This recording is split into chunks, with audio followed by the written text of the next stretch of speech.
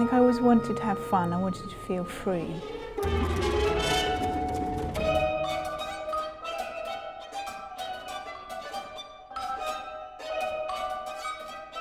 Tansy Davies, she writes music that is hot, sleek, gleaming, physical. Her textures are lean and gleaming. Her rhythms are all punch and sinew. Her music is bracing, it's provocative, it's a rush of blood to the head, it's a soft caress to the skin, it's a reboot to the system. I always knew the arts had some incredible power, although I knew nothing about them. I used to go to theatre, age 14 or 15, not knowing anything about what I was seeing, but knowing that there was something that would make me better somehow, make me a better person, make me have a better brain, or make me more healthy or something. But it was always a very exciting thing. I really want that. What's that? The magical essence I want. It's going to make me better. I never really thought of myself as being that much of a girl. So I always felt quite boyish, and I always thought I deserved to have all the fun things that the boys were having, and if no one was going to offer them to me, I was going to go and get them anyway. Didn't matter. That fun, all that fun stuff, BMX bikes, I was into all that.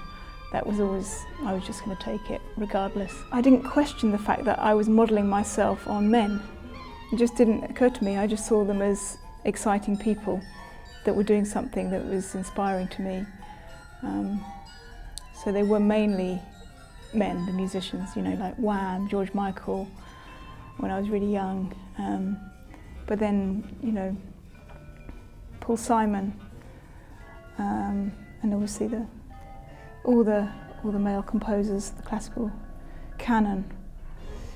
I didn't question the fact that there weren't any women, but I didn't question the fact that I couldn't be as good as them if I put my mind to it.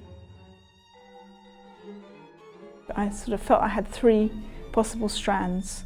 One was playing electric guitar and singing in bands and writing songs for that kind of thing. Two was being a horn player, playing in orchestras and what have you. And three was composing for classical instruments, producing scores, etc.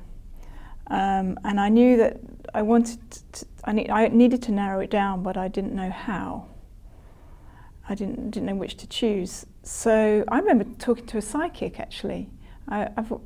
Throughout my life, I've been very lucky that occasionally psychics have come along, and I remember this lady who lived in a caravan.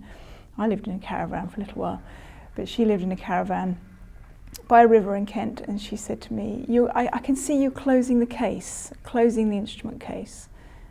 I didn't know if that was the guitar or the horn case, but it was definitely one of the instruments, so that made me think, oh, it's composing then. I think what happened was I just was more encouraged in the area of my compositions.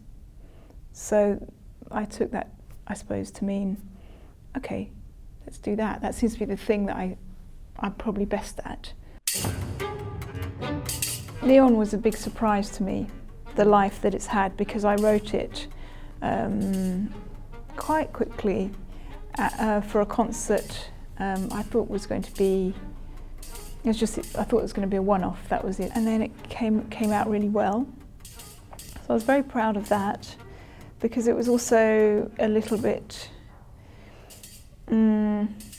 maybe controversially playful at the time, because I'd come from quite serious, modernist aesthetic. That was what was around when I was studying composition. Music I love, of course. And then I went into this very rhythmical thing, and I think some of my contemporaries probably thought, oh, was that light music or something? I don't know. But I was very happy with that, the way that came out and the life it's had. I wrote a piece called Inside Out 2.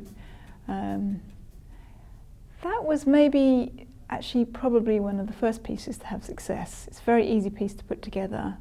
I like the clarity of it. It's very simple. It's about long notes and short notes, essentially, and how they sound together and how they sound apart.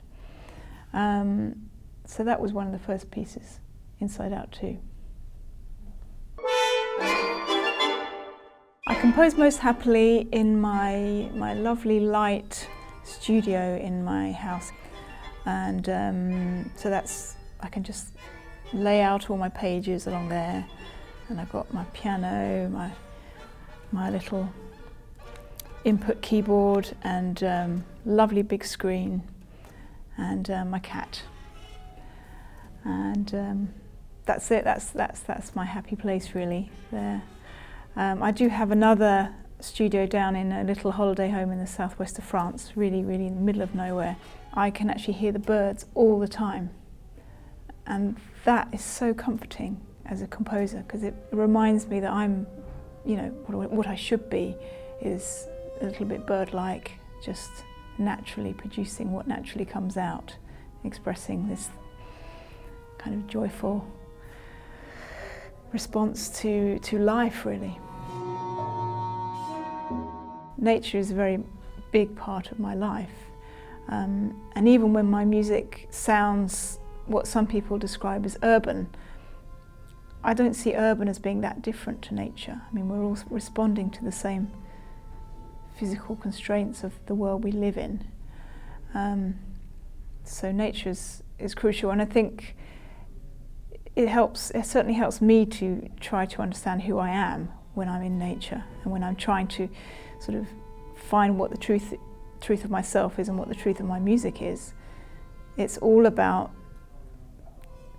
sort of trying to pare it down, take away the complexity of modern life, and become again, you know, part of where I came from.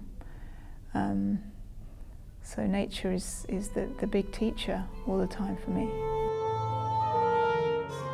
I'm a huge fan of Elaine Michener. We met about 4 years ago in Bristol, and I was immediately intrigued.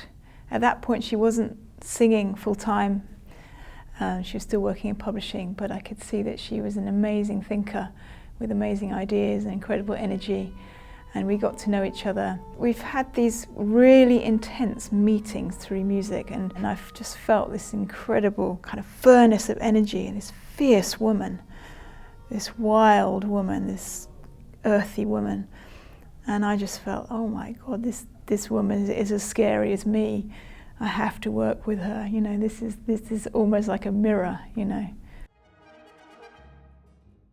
Whatever you do it with love, do it with passion, do it with devotion, dedication, concentration. Don't worry too much about what other people think. Dream big and believe in it. The dreams are real. That's the truth of it. I know it sounds a bit mad, but everything that is around us, everything that humans have built was once just in someone's imagination. And with music, it's, you know, an even wilder version of that. But how incredible when you've got all these musicians coming into your dream and helping make it happen. I mean, it never ceases to amaze me when that happens to me.